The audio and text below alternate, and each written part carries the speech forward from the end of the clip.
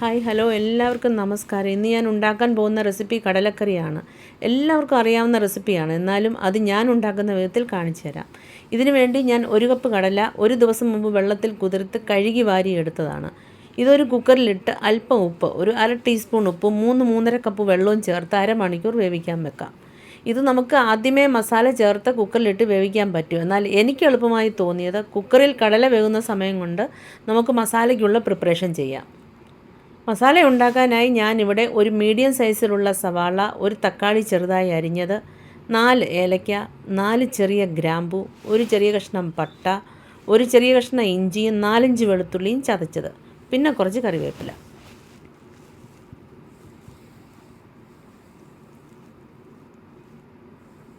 മസാലപ്പൊടികൾ 1.5 teaspoon മുളക് പൊടി, 2 teaspoon മല്ലിപ്പൊടി, 1/2 ടീസ്പൂൺ ഗരം മസാല, ഇല്ലെങ്കിൽ മീറ്റ് പൗഡർ ചേർക്കാം, 1/4 ടീസ്പൂൺ മഞ്ഞൾപ്പൊടി.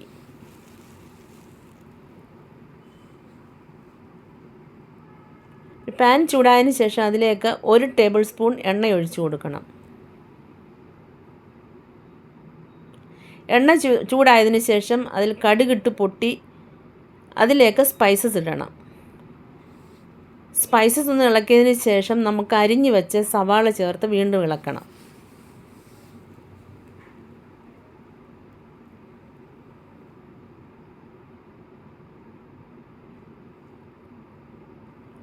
ഇതെല്ലാം കൂടെ ഒന്ന് ഇളക്കി ചെറുതായി ഒന്ന് വാടി വരുമ്പോൾ അതിൻ്റെ അകത്ത് നമുക്ക് ചതച്ച് വെച്ച ഇഞ്ചിയും വെളുത്തുള്ളിയും ചേർത്ത് വീണ്ടും ഇളക്കണം.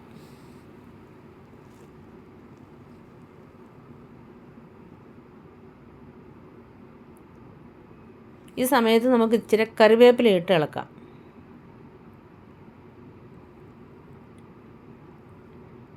അരിഞ്ഞു വെച്ച തക്കാളി ചേർത്ത് വീണ്ടും ഇളക്കാം. ഇതൊന്ന് ഇളക്കി കഴിഞ്ഞതിന് ശേഷം ഈ സമയത്ത് നമുക്ക് നമ്മുടെ സ്പൈസ് പൗഡർ എല്ലാം ചേർക്കാം. ഈ സമയത്ത് ചേർക്കുകയാണെങ്കിൽ ഇത് കരിയാതെ നമുക്ക് കിട്ടും, കരിഞ്ഞു പോവുകയില്ല. എല്ലാം ചേർത്ത് വീണ്ടും ഇളക്കുക. ഇളക്കി കഴിഞ്ഞ് ഈ സമയത്ത് ഒരല്പം വെള്ളം ചേർത്തിട്ട് വീണ്ടും ഇളക്കാം. നമുക്ക്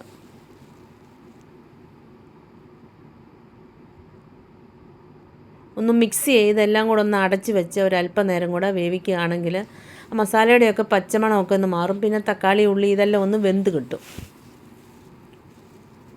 ഇടയ്ക്കൊന്ന് മൂടി തുറന്ന് നോക്കണം, അല്ലെങ്കിൽ എല്ലാം കൂടെ അടുക്കി പിടിച്ചു പോകും. കുറച്ച് വെള്ളം വേണമെങ്കിൽ ഈ സമയത്ത് ചേർത്തിട്ട് ഒന്നുകൂടെ ഒന്ന് ഇളക്കാം. ഞാൻ ഈ സമയത്ത് ഉപ്പ് ചേർക്കുകയാണ്. അധികം ഉപ്പ് ചേർക്കരുതെന്ന് പറഞ്ഞാൽ നമ്മൾ കടല വേവിക്കാൻ സമയത്ത് കുറച്ച് ഉപ്പിട്ടതാണ്. അത് കാരണം ഈ സമയത്ത് കുറച്ച് മാത്രം മതി. ഇത് ഉപ്പ് ആദ്യമേ ഇടേണ്ടതായിരുന്നു ഉള്ളി ചൂടായപ്പോൾ, ഞാൻ ആ സമയത്ത് മറന്നുപോയി. എല്ലാം കൂടെ ഒന്ന് ഇളക്കിയിട്ട് വീണ്ടും നമുക്കിതൊന്ന് അടച്ച് വെച്ച് വേവിക്കണം. മുകളിൽ എണ്ണ തെളിയുന്നിടം വരെ ഒന്ന് അടച്ച് വെച്ച് വേവിക്കാം. ഇപ്പോൾ എല്ലാം എണ്ണ തെളിഞ്ഞ് വന്നത് കണ്ടോ? എല്ലാം എണ്ണ തെളിഞ്ഞ് വന്നിട്ടുണ്ട്. ഇതിൻ്റെ അർത്ഥം എല്ലാം മസാലയും വെന്തെന്നുള്ളതാണ്. പിന്നെ ടേസ്റ്റിന് വ്യത്യാസം ഉണ്ടാവും. എല്ലാം കൂടെ ഒന്ന് കൂട്ടി ഇളക്കിയിട്ട് ഇതിൻ്റെ മുകളിൽ ഞാൻ ഒരല്പം പെരിഞ്ജീരകപ്പൊടി ചേർക്കുന്നുണ്ട്, ഒരു 1/2 ടീസ്പൂണ്. വീണ്ടും എല്ലാം കൂടെ ഒന്ന് കൂട്ടി യോജിപ്പിക്കുക. കൂട്ടി യോജിപ്പിച്ചതിന് ശേഷം ഈ സമയത്ത് നമുക്ക് വെന്ത് വെച്ച കടല ചേർത്ത് വീണ്ടും ഇളക്കണം.